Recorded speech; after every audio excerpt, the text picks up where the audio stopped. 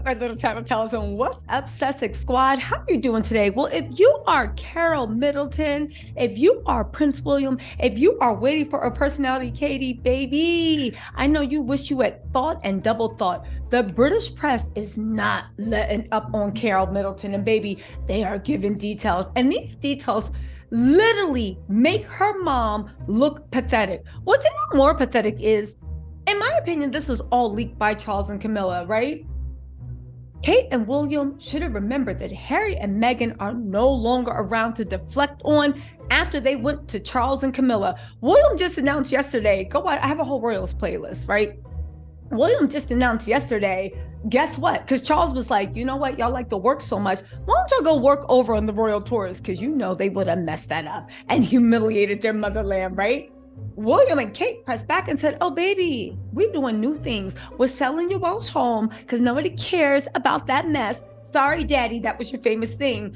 And he also was like, and guess what? We're not doing any overseas tours. That's right. You heard correct. You might think you're sending us over there to do work, but if you want a royal tour, baby, go out and do it yourself. Because isn't that what you're supposed to be doing? You're the new king of England. Well, guess what?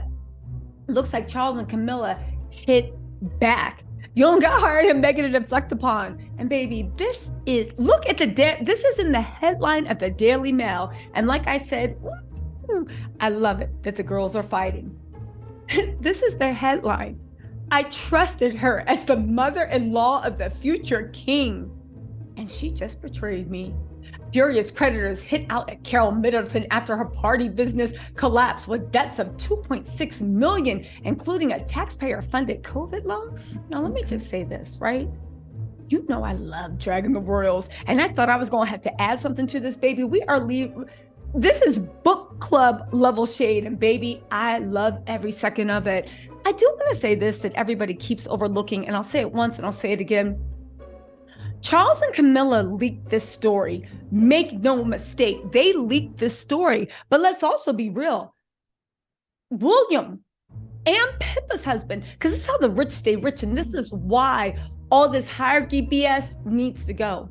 They plan to quietly let the taxpayers bail them out. I know William's a billionaire and he could have paid this easily. I know Pippa's man got enough money to pay this easily too, but they chose to saddle the taxpayers with the burden, because why spend mine when I can spend yours?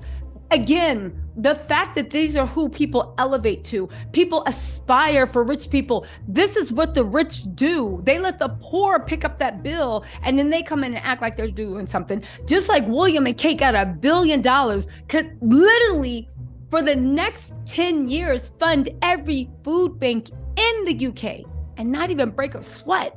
And they chose not to.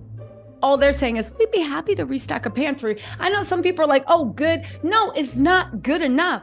To who is given it. Anyway, shut up. Let me stop with my Superman swag. Let's get into this mess.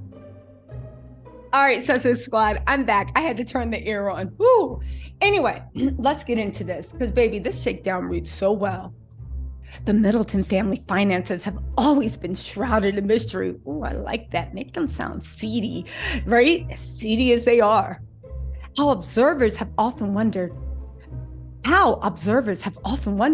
did Carol, a former air hostess who grew up in Council House, and Michael, a mid-ranking BA flight dispatcher, managed such a spectacular ascent up the financial ladder? You better make them sound like con artists. You know, even the people that made Will and Kate's, their wedding cake, you know, she even stiffed her for about 4,000 pounds. How can they show their face in public? How can Kate show her face in public? How are you offering, right, to literally fill up a food bank when your mama traded on your name, with you knowing, traded on your name to stiff people? How are you not offering to step in and quietly pay her debts? You know, if they quietly paid the debts, all this mess would go away, but they don't want to.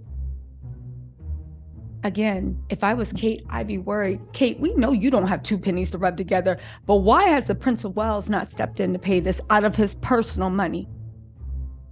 His housing's free, your clothing's free, as bad as it looks. All this stuff is free. Why have you guys not stepped up to pay this out of your savings? Pippa is married to a wealthy finance person. James is married to some rich French family. Anyway, they said the couple had relatively humble beginnings. That's right, drag them with their elitism. Carol is the granddaughter of a coal miner. Michael is one of 4 children on a raft-turned-commercial pilot from Leeds. Yet, they've somehow been able to send their 3 children to top public schools while simultaneously building a property portfolio that at various points included a Chelsea flat plus a £4.7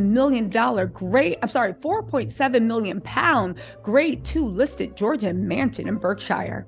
Completing this heartwarming tale of a parent rags to riches has been an epic social rise, spearheaded by their eldest daughter, Catherine. Oh, there's more. She, of course, married our future king and is now Princess of Wales. Her sister Pippa bagged a wealthy hedge fund tycoon, James Matthews, for a husband, while James fell for a French financial analyst, Alizé Tourette. Make them look like scammers, hustlers, and social clammers. Today, the entire clan moves in glamorous and ultra-wealthy circles. So what fueled this remarkable journey? Well, while Michael undoubtedly benefited from some family loot, his grandmother, Olive Lupton, was from a well-to-do line of Yorkshire clothesmakers. Okay, so they bagged one. And they're also telling the elite circles, stay away from them. They are scammers and con artists. To which I will say, the English rich circles, they don't have any money. So this is a warning to anybody that is lower class, right? You know, I don't believe in it, but let's talk like the Brits believe, right? That circle. Anybody that is middle class, aspiring to buy their way into the future king, they're letting them know that they are all broke gifters and beware, proceed with caution. And they say, it has for years been widely assumed that the Middletons owed the lion's share of their prosperity to Carol's entrepreneurial flair. Specifically, the family's wealth was thought to derive almost entirely from the success of Party Pieces, a mail-order company that its now 68-year-old matriarch decided to start way back in 1987, shortly after giving birth to James. Founding at the family's kitchen table, we don't care. It began life in a short catalog firm, its website. Listen, we knew that Party Pieces was a broke joke when Carol flew over to America to walk the aisles of ShopRite to stump that she's made it into the American market and Harry and Meghan need to walk out. And everybody that was America was like, you took a flight, I'm guessing private because we didn't see you on Ryanair, right? You took a flight to America to walk through a ShopRite market when everybody in America nobody shops for any party. The only reason you would pick up Party Pieces or even any party supplies in America is if Party City was closed. And if you couldn't afford Party City, you would go over to the dollar store. Some ShopRites close at 24 hours. So when you're like, oh God, I just got off from work, I got to get my kid a cake. Where are those balloons? What is this? Queen, what? I guess as a little girl, let's take the crown stuff over. I knew she was a fraudster and she was a hustler, baby. I just want you to know. I knew it was then that something in the milk ain't clean. Anyway, they're saying, in other words, it looked every inch a huge success. How else, one might ask, could Carol and Michael afford to take family holidays in Mustique? Buy prime land. In 2005, they paid £300,000 in cash for several acres near their home. Oh my God. Do you know what they're getting at? Let me finish this paragraph. I'm gonna tell you what I think they're getting at. They own racehorses. For a time, they had a share of a handy sprinter named Sorab, and employ somewhere in the region of 30 people at the converted barn headquarters of Party Pieces in rural Berkshire. What no one ever really knew, however, was the exact amount of money the family business was making. Run for years as a privately owned partnership, it had never had to file full accounts of the company's house. Do you know what I actually think they're implying? You know those rumors that shady Uncle Gary, the one that loves candy, right? Little powdered sugar. Shady Uncle Gary You know how people are saying he's always in the shady dealings? You know how there was a Mary Jane, what do you call it? A Mary Jane plantation? A Mary Jane field, growing field, discovered just a little way away on their Berkshire estate or right next door to it. And everybody's saying that basically everybody's saying that Uncle James is basically season 1 of Narcos, but he's playing Pablo Escobar, right? He might not have, he's playing Pablo Escobar when it comes to the Mary Jane. That's where they're saying the family money really comes from, and Party Pieces was just a sham to get it over. But get this. They said that made it impossible for anyone to work out how much cash was passing through and what sort of dividends were being paid to the family. Since profit margins in the online success business are notoriously slim, a handful of cynics have sometimes wondered if Party Pieces was quite a success story. It led everyone to believe.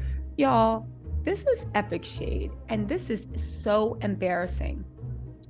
This week, they got their answer. On Wednesday, it emerged that after 36 years of business, the Middleton family firm has gone under, leaving 2.6 million pounds in debt.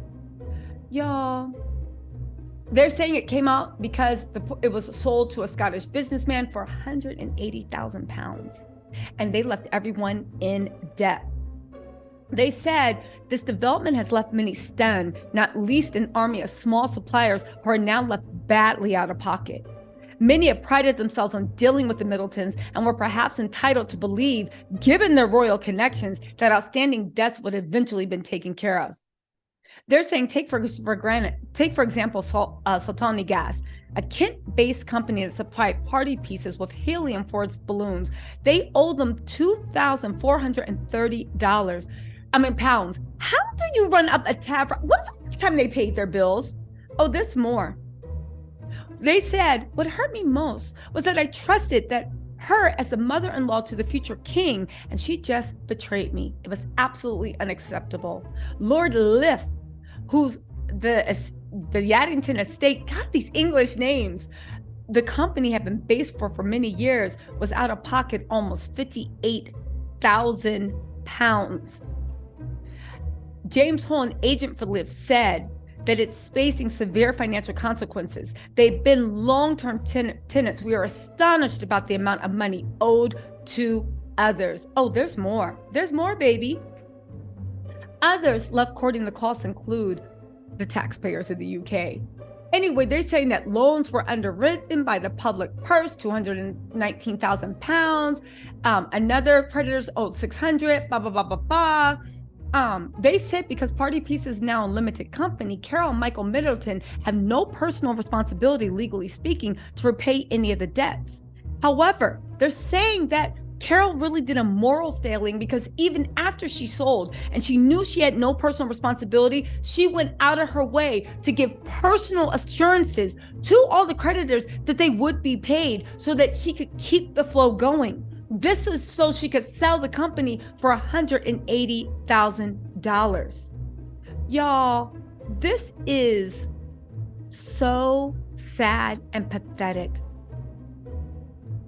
This says that though Party Pieces flogged relatively cheap products at one point, roughly a decade ago, the most expensive item was only a $50 fairy dress. It always thought to shift considerable volumes that never gave Carol the sort of turbocharged wealth enjoyed by her brother Gary, who's sometimes wayward businessman who built a reputed $30 million fortune through IT recruitment and property, and famously owned an Ibiza mansion named Mansion de Bang Bang.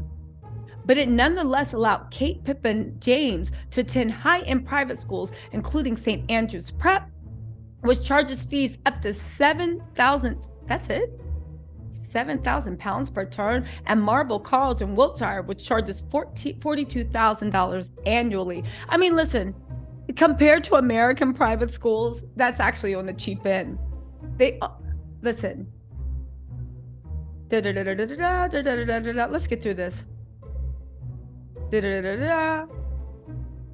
blah, blah, blah, blah, blah. They're basically calling her a liar, a con artist, somebody you don't want to be around, someone trashy, low classy, and someone that literally traded on the future king's name. And I believe this is a warning shot that if William and Kate keep up, they will expose Uncle Gary, and they will expose William and Kate, who we know also, I don't know, I'm just saying those rose bushes. You guys, this is beyond. This is beyond. Ooh. This is beyond embarrassing.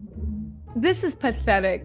This is humiliating. And baby, this is everything I wanted. You guys, go read the full article because I'm not going to go through the finances, but I will know that Kate and William, ooh, bring on the War of the Roses, baby. Bring on the War of the Roses. Y'all, let me know what y'all think about this because it is an entire mess. I'll see y'all. Matter of fact, I'm going to drop another video because you know Andrew is being kicked out. Y'all, let's go.